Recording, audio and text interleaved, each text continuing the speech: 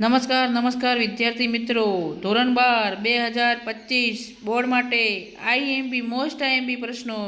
મિત્રો વિદ્યાર્થી મિત્રો, જો તમે ચેનલમાં નવા હોય તો ચેનલને સબસ્ક્રાઈબ કરવાનું ભૂલતા નહીં. તો મિત્રો આપણે શરૂઆત કરીએ. અખિલ બ્રહ્માંડ પદમાં નરસિંહ મહેતા પરમ તત્વને સી રીતે સમજાવે છે. બીજ અને વૃક્ષનો કાર્યકાર સંબંધ સ્પષ્ટ કરો. ખીજડીએ ટેકરે પાઠના આધારે પોજાનું મનોમંથન દર્શાવો. મિત્રો અહીંયા થોડી પેઇન્ટિંગમાં ભૂલ થઈ છે લખવામાં, જે ટાઈપિંગની અંદર ભોજન લખાઈ ગયું છે.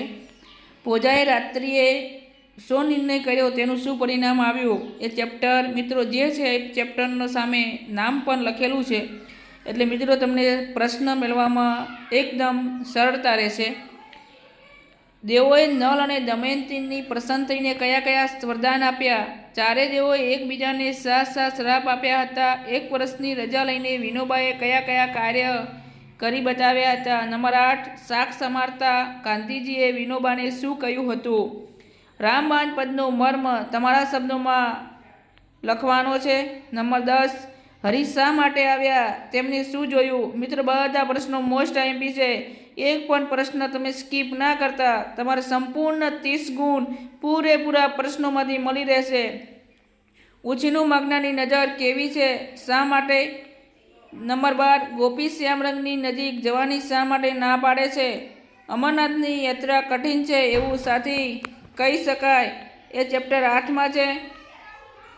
14, લેખિકા મિત્રો અમરનાથની યાત્રા કઠિન છે એવું સાથે કહી શકાય. નંબર 14, લેખિકાએ અમરનાથ યાત્રામાં કેવા અનુભવો થયા? નંબર 15, નાયિકાએ પતિને મનાવવા શા પ્રયત્ન કર્યા? તેનું શું પરિણામ આવ્યું?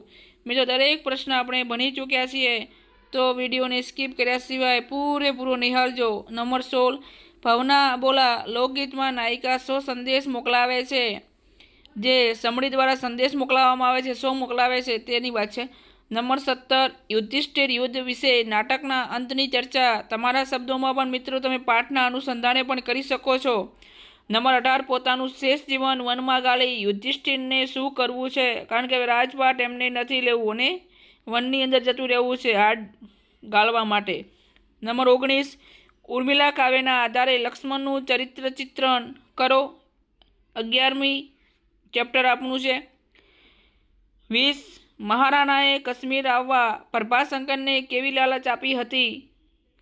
નંબર 21, ભાવસિંહજી એક અમલદારને સજા કરવાના ચુકાદાનો પ્રભાશંકર કરે કેવી રીતે એમણે વિરોધ કર્યો છે? ચેપ્ટર 12માં છે. મહાત્માના માણસ શીર્ષકની યથાર્થતા ચર્ચો. નંબર 23, હીરાને જોઈ મણિભાઈએ શું આશ્ચર્ય અનુભવ્યું? અહીંયા આશ્ચર્ય લખાઈ ગયું છે મિત્રો, તો આશ્ચર્ય આવશે. છેલ્લું દર્શન કાવ્યમાં કવિની મન સ્થિતિનું આલેખન કરવાનું છે. નંબર 25, કવિને જીવનની કૃતાર્થ શેમાં લાગે છે? એ 14માં છે ચેપ્ટર.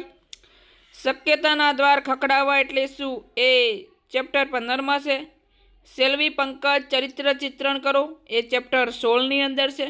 સેલ્વી પંકજમનું સ્વાગત કેવી રીતે કરવામાં આવ્યું હતું? એ ચેપ્ટર 16માં છે.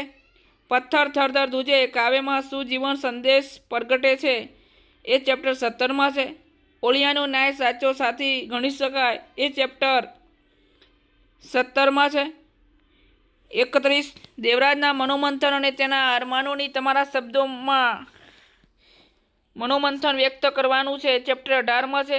દેવરાજના બાળપણમાં તેનામાં બાપ શહેરમાં શા કાર્યો કરતા હતા? તેના મા અને બાપ જે શહેરની અંદર જે કાર્યો કરતા હતા, તો શું કાર્યો કરતા હતા એની વાત છે. મીઠાના ગાંગડા દ્વારા ઉદાલક શ્વેતકેતુને ઈશ્વર વિશે કેવી સમજ આપે છે? ચેપ્ટર 19માં છે. ઈશ્વર સર્વવ્યાપી મિત્રો, ગુરુને ત્યાં ભણવાને લીધે શ્વેતકેતુમાં શા ફેરફાર થયા? તો એ 19મા ચેપ્ટરમાં છે. 35, બાનો વર્તમાન અને ભૂતકાળ બા એકલા જીવે છે કવિતાના આધારે સમજાવવાનું છે. તો એ ચેપ્ટર 20માં છે. બિરંજ બનાવવાની પ્રક્રિયા અંગેની ચર્ચાનું વાર્તામાં શું મૂલ્ય છે? એ ચેપ્ટર 21માં છે. પાણીની કરુણ પરિસ્થિતિનું વર્ણન કરો. એ ચેપ્ટર 22માં છે. ડૉક્ટર બાબા સાહેબના જીવનની તત્વતેત્રી કઈ છે? એ ચેપ્ટર 23માં છે. દેહાત દંડ અને જન્મ ટીપની સજા અંગે યુવાન વકીલ શું અભિપ્રાય આપ્યો? એ ચેપ્ટર 24માં છે. લેખકે ઉછીનું માગનારા લોકોને કેવા કયા છે? અહીંયા ઊંચી લખવાનું છે મિત્રો, થોડીક મિસ્ટેક થઈ છે. તો ઉછીનું માગનારા લોકોને આપણો મોસ્ટ આઈએમપી મિત્રો બધા પ્રશ્નો છે, તો એક પણ પ્રશ્ન સ્કીપ ન થાય અને તમારી બોર્ડની પરીક્ષાની અંદર ધાર્યું એવું પરિણામ આપે. અને બોર્ડની પરીક્ષા માટે તમને એડવાન્સ શુભકામનાઓ મિત્રો. મિત્રો તમે અમારો વિડીયો નિહાળ્યો હશે તો મિત્રો છેલ્લે એક આશા રાખીએ છીએ કે તમે સબસ્ક્રાઈબ કરવાનું, લાઇક કરવાનું અને નોટિફિકેશન પર ક્લિક કરવાનું ભૂલતા નહીં, જેથી કરીને આવનાર વિડીયો પણ તમને મળી રહે. જય હિન્દ, જય ભારત.